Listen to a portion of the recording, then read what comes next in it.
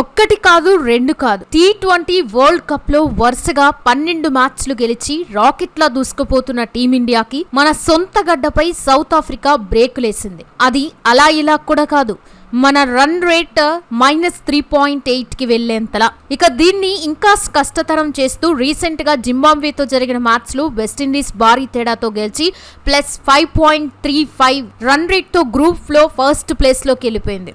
దాంతో ఇప్పుడు team India fans అందరూ ఈసారి ఇండియా సెమీస్ కి వెళ్తుందా, సొంత గడ్డపై పరువు పోగొట్టుకుంటుందా అని భయపడుతున్నారు. అయితే ఇండియా సెమీస్ కి వెళ్లాలంటే ఏం చేయాలి?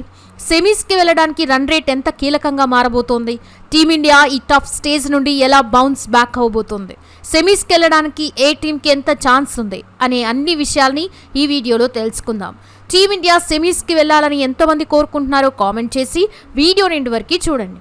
సౌత్ ఆఫ్రికాతో జరిగిన మ్యాచ్ లో ఇండియా ఓడిపోవడం టీమిండియా ఫ్యాన్స్ ని ఎంతో బాధ పెట్టింది. T20 వరల్డ్ కప్ లో వరుసగా 12 విజయాలు సాధించిన తర్వాత ఈ 13వ మ్యాచ్ లో మనం వెనకబడ్డాం. ఈ మ్యాచ్ లో మన ప్లేయర్స్ ఆడిన తీరు గురించి కొంతమంది ఇండియన్ ఫ్యాన్స్ అసలు వీళ్ళకి క్రికెట్ ఆడడం రాదా అని తీవ్రంగా హట్ అవుతున్నారు. ఆ మ్యాచ్ లో ఇండియా దారుణంగా ఓడిపోవడం వల్ల ప్రస్తుతం మన టీం రన్ రేట్ -3.80 దగ్గర ఉంది. ఇది మనల్ని చాలా భయపెట్టే విషయం. అహ్మదాబాద్లోని నరేంద్ర మోదీ స్టేడియంలో జరిగిన ఈ ఓటమి సూర్యకుమార్ యాదవ్కి ఒక పీడకల్ లాంటిది. సుమారు 2.5 ఏళ్ల క్రితం వన్డే ప్రపంచ కప్ ఫైనల్లో ఎదురైన అదే చేదు అనుభవం అతనికి మళ్ళీ గుర్తొచ్చుండొచ్చు. అందుకే మ్యాచ్ ముగిసిన తర్వాత సూర్య ఒక ఆసక్తికరమైన మాట అన్నాడు. మనం 180-185 పరుగులు చేస్తున్నప్పుడు పవర్ ప్లేలో మ్యాచ్ గెలవలేకపోవచ్చు, కానీ పవర్ ప్లేలోనే మ్యాచ్ని పోగొట్టుకోవచ్చు. ఈ మాట మన బ్యాటింగ్ విధానంలో ఉన్న ఒక పెద్ద లోపాన్ని ఎత్తి చూపుతోంది. 2024 నుండి 2026 వరల్డ్ కప్ సైకిల్ వరకు ఇండియా ఒక రకమైన అగ్రెసివ్ బ్యాటింగ్ విధానాన్ని అనుసరించింది. పవర్ ప్లేలో ఓవర్కి దాదాపు 10 రన్ల చొప్పున బాదుతూ ప్రత్యర్థి జట్లని భయపట్టే బెంచ్ మార్క్లని మనం సెట్ చేశాం. ఈ గ్రూప్ లో ఉన్న వెస్టిండీస్ 7.91, సౌత్ ఆఫ్రికా 7.79 మరియు జింబాబ్వే 8.36 కంటే మన పవర్ ప్లే రన్ రేట్ 9.87తో చాలా ఎంతో మెరుగ్గా ఉంది. కానీ T20 క్రికెట్ అగ్రెసివ్ బ్యాటింగ్ ప్రతి చోట పనిచేయదు. ఈ వరల్డ్ కప్ లో వికెట్లు కొంచెం స్టిక్కీగా ఉన్నాయి, అంటే బాల్ ఆగి బ్యాట్ మీదకి వస్తుంది. గతంలో అమెరికాతో జరిగిన మ్యాచ్ లో కూడా ఇండియా 46 రన్స్కే 4 వికెట్స్ కోల్పోయి కష్టాల్లో పడింది. అప్పుడే అసిస్టెంట్ కోచ్ రియాన్ డోషెట్ మనకి ప్లాన్ బి అవసరమని హెచ్చరించాడు.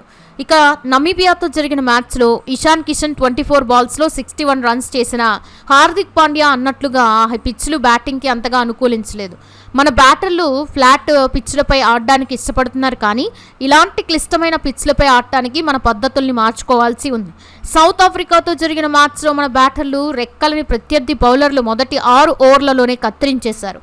దాంతో మనం కేవలం 31 రన్స్కే 3 వికెట్స్ కోల్పోయాం. ముఖ్యంగా మన యంగ్ బ్యాటర్లు అభిషేక్ శర్మ, తిలక్ వర్మలు ప్రదర్శన తీవ్ర నిరాశ కలిగిస్తోంది. అభిషేక్ శర్మ వరుసగా 3 సార్లు డకౌట్ అయ్యాడు. తిలక్ వర్మ తన జిడ్డు బ్యాటింగ్తో 5 ఇన్నింగ్స్లో కేవలం 107 పరుగులు మాత్రమే చేయగలిగాడు. అలాగే అతని స్ట్రైక్ రేట్ కూడా 119 కంటే తక్కువగా ఉంది. దీనిపై మాజీ క్రికెటర్ సదా గోపన్ రమేష్ స్పందిస్తూ ఒక అద్భుతమైన విశ్లేషణ ఇచ్చారు. అభిషేక్, తిలక్ ఇప్పటివరకు చూసింది కేవలం గార్డెన్ మాత్రమే, కానీ ప్రపంచ కప్ అనేది ఒక అడవి లాంటిది. ఇక్కడ వేటాడాలి, లేదంటే మీరే బలవుతారు అని ఆయన హెచ్చరించారు. ఐసీసీ టోర్నీలో ఉండే ఒత్తిడిని తట్టుకోవడం నేర్చుకోకపోతే ఇలాంటి ఫలితాలే వస్తాయని ఆయన భావించారు. ఈ యంగ్ ప్లేయర్లు ఒకే రకమైన శైలికి అలవాటు పడిపోయారు. పరిస్థితులకి తగ్గట్టుగా బ్యాటింగ్ చేయలేకపోతున్నారు. ఇక టీమ్ కాంబినేషన్ మరియు సెలెక్షన్ విషయానికి వస్తే వాషింగ్టన్ సుందర్ని సౌత్ ఆఫ్రికా మ్యాచ్లో ఆడించడం ఒక ప్రయోగం అని చెప్పాలి. క్వింటన్ డికాట్, ర్యాన్ రికల్టన్ వంటి లెఫ్ట్ హ్యాండర్లని అడ్డుకోవడానికి అతన్ని తీసుకున్నారు, కానీ అతను బౌలింగ్ చేయడానికి వచ్చేలోపే ఆ ముఖ్యమైన వికెట్లు పడిపోయాయి. దీనివల్ల అక్షర్ పటేల్ని కాదని అతన్ని తీసుకున్న మెయిన్ పర్పస్ లేకుండా పోయింది. అక్షర్ పటేల్ ఒక బెటర్ బ్యాటర్ మాత్రమే కాదు, ప్రెజర్ని కూడా బాగా హ్యాండిల్ చేస్తాడు.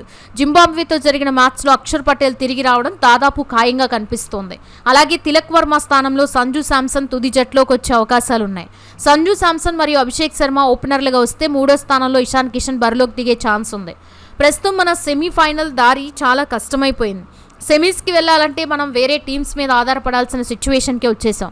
వెస్టిండీస్ టీం జింబాబ్వేపై 107 రన్స్ భారీ విజయం సాధించింది. 254 పరుగుల భారీ స్కోర్తో తన రన్ రేట్ ని +5.350కి పెంచింది. ఇక ఈ రన్ రేట్ ఇప్పుడు ఇండియా కొంపముంచేలా ఉంది. ప్రస్తుతం సౌత్ ఆఫ్రికా మరియు వెస్టిండీస్ చెరో విజయంతో రేస్లో ముందున్నాయి. ఇండియా సెమీఫైనల్ కి వెళ్లాలంటే జింబాబ్వేను మరియు వెస్టిండీస్ ని భారీ తేడాతో ఓడించాలి. అలాగే ఫిబ్రవరి 26న మధ్యాహ్నం అహ్మదాబాద్ లో జరిగే వెస్టిండీస్ సౌత్ ఆఫ్రికా మ్యాచ్ మన భవిష్యత్ ని నిర్ణయించబోతుంది. ఒకవేళ సౌత్ ఆఫ్రికా జట్టు వెస్టిండీస్ ని ఓడిస్తే అది ఇండియాకి చాలా మంచిది. అప్పుడు ఇండియా తన మిగిలిన 2 మ్యాచ్లో గెలిస్తే దర్జాగా సెమీస్కి వెళ్ళొచ్చు. కానీ ఒకవేళ వెస్టిండీస్ గెలిస్తే మాత్రం అప్పుడు 3-way టై అయ్యే ఛాన్స్ ఉంది. అప్పుడు నెట్ రన్ రేట్ లెక్కలోకి వస్తుంది. అయితే ఇక్కడ మనకున్న ఒక అడ్వాంటేజ్ ఏంటంటే మన చివరి మ్యాచ్ వెస్టిండీస్తో కోల్కతాలో జరుగుతుంది. కాబట్టి ఆ రోజు మనకి ఏం చేస్తే క్వాలిఫై అవుతామో ఒక స్పష్టమైన ఐడియా ఉంటుంది. జింబాబ్వేతో మ్యాచ్లో మనం మొదట బ్యాటింగ్ చేసి 250 కంటే ఎక్కువ పరుగులు చేసి కనీసం 140 to 150 పరుగుల తేడాతో గెలవాలి. అదే చేసే అవకాశం వస్తే 14 to 15 ఓవర్స్లోనే పూర్తి చేసి మన రన్ రేట్ని మెరుగుపరుచుకోవాలి. బౌలింగ్ పరంగా జస్ప్రీత్ బుమ్రా అద్భుతంగా బౌలింగ్ చేస్తున్నాడు. అది మనకి పెద్ద పాజిటివ్. అలాగే హర్షదీప్, వరుణ్ చక్రవర్తిలు కూడా మంచి ఫామ్లోనే ఉన్నారు. West Indies bowler Akeal Hosein power play specialist. అతనితో మన ఓపెనర్లు జాగ్రత్తగా ఉండాలి. అలాగే మోటీ అనే స్పిన్నర్ కూడా మిడిల్ ఓవర్లో చాలా ప్రమాదకరంగా మారుతున్నాడు. జింబాబ్వే టీంకి స్పిన్ ఆడడంలో అంత అనుభవం లేదు. కాబట్టి వారిపై మనం పైచేయి సాధించే అవకాశం ఉంది. కానీ వెస్టిండీస్ టీం 2016 నాటి ఫామ్ని మళ్ళీ ఇప్పుడు గుర్తు తెచ్చుతోంది. ఇక చివరిగా ఒక్క ఓటమితో ప్రపంచం అంతం అయిపోదు. మనం ప్రతి టోర్నమెంట్లోనూ గెలవాలని లేదు. గెలిస్తే అది గొప్ప విషయమే. కానీ ఓడిపోయినప్పుడు మన ప్లేయర్లకి శాపనార్థాలు పెట్టడం, సోషల్ మీడియాలో వారిని ట్రోల్ చేయడం సరైన పద్ధతి అస్సలు కాదు. ఆస్ట్రేలియా లాంటి టీమే టోర్నీ నుండి బయటికి వెళ్ళిపోయింది. కానీ వాళ్ళ దేశంలో ఎవరూ వాళ్ళని మనలా ట్రోల్ చేయట్లేదు. ఎందుకంటే గేమ్ అన్నా గెలిపోవటములు సహజం. అండ్ అభిషేక్ శర్మ, తిలక్ వర్మ వంటి యంగ్ ప్లేయర్లు పైన ప్రెజర్ ఉంది. కానీ వారు మళ్ళీ పుంజుకోగలరు. ఒకవేళ ఇదే ప్లేయర్స్ కనుక రన్స్ స్కోర్ చేస్తే ఇప్పుడు తిరుగుతున్న వాళ్ళే మళ్ళీ సెలబ్రేట్ చేసుకుంటారు. కాబట్టి మనం మన టీంకి ఎప్పుడు మద్దతుగా ఉండాలి, సపోర్ట్ చేయాలి. కర్మకాలి మనం సెమీఫైనల్స్కి క్వాలిఫై కాకపోయినా బాధపడాల్సిన పని లేదు. ఎందుకంటే ప్రతి సంవత్సరం ఏదో ఒక ఐసీసీ టోర్నమెంట్ వస్తూనే ఉంటుంది. సో క్రికెట్ని ఒక ఆటగా మాత్రమే ప్రేమిద్దాం. అతిగా ఎమోషనల్ అవ్వకుండా మన టీంకి చివరి వరకు మద్దతు ఇద్దాం.